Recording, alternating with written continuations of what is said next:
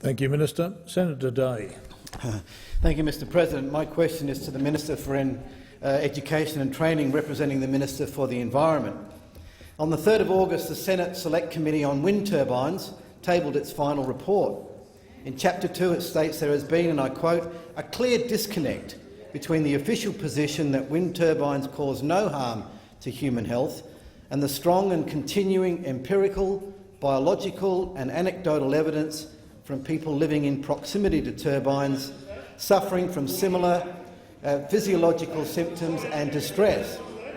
On my left. The committee noted that evidence from at least 15 countries has started piling up on similar adverse health effects reported by people with no geographical, linguistic or other personal associations with each other.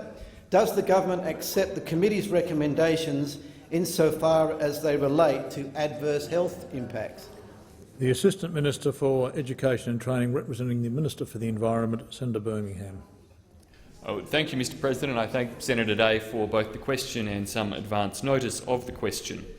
Mr President, through you to Senator Day, of course, as you acknowledged in your question, the Senate Select Committee on Wind Turbines tabled its final report on the 3rd of August. That was just 9 days ago, Mr President. So the government will respond in good faith to the recommendations of that report, but of course will take a little longer to consider the detail of those recommendations. It is worth noting that while the government is still considering its response to all of the recommendations, we are taking action in a number of ways. The government has agreed to appoint an independent scientific committee to provide research and advice on the impact on the environment and on human health of wind turbine sound and infrastructure. The government has also committed to establishing a wind farm commissioner to resolve complaints about the operation of wind farms, and while the consideration is taking place, the government certainly will make sure that it gives full consideration to the details of the report that I know you, Senator Day, and other members of that committee worked very hard on, to the evidence that you received, and we will make sure that we have all thought and proper consideration and respond in the usual way as the government does to Senate reports. Thank you, Minister. Senator Day, a supplementary question. Australia has over 1,800 turbines in 71 locations, with more on the way. Paul Hislop from ACL Allen says Labor's 50% renewable energy pledge by 2030 would require an additional 10,000 wind turbines to be built. Given that the government now knows the potential adverse health effects of wind turbines, and also bearing in mind the potential future liability arising from that knowledge, does the minister acknowledge the government must now act? The time for asking a question has expired, Senator Day. Minister. Well, thank you, Mr President. As Senator Day and all senators would be aware, the parliament did recently pass the revised renewable energy target.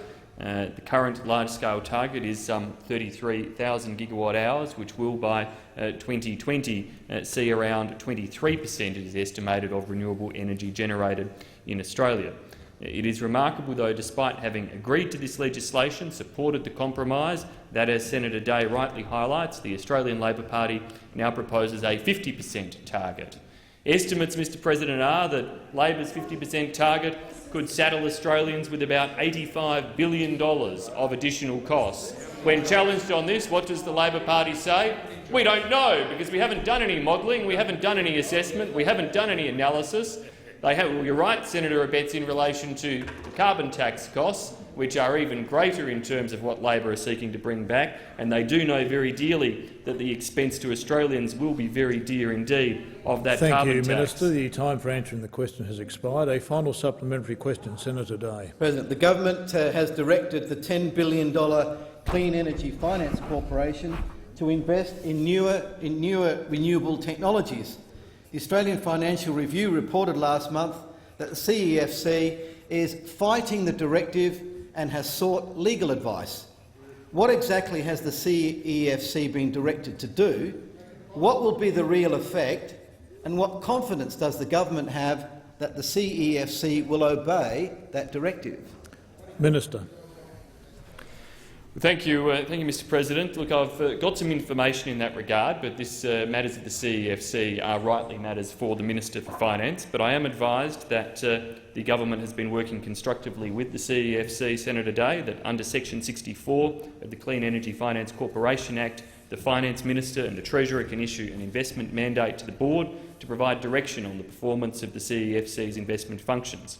These responsible ministers must consult with the CEFC Board on that investment mandate, and once finalised, the investment mandate is tabled in Parliament. A consultation process is underway with the CEFC. The government will not preempt the outcome of this process, but our expectation is that the CEFC's focus will be on its original policy intent when the CEFC was established, so that it is investing in innovative clean energy proposals and technologies rather than more mature technologies which can be financed by mainstream lenders. Thank you, Minister.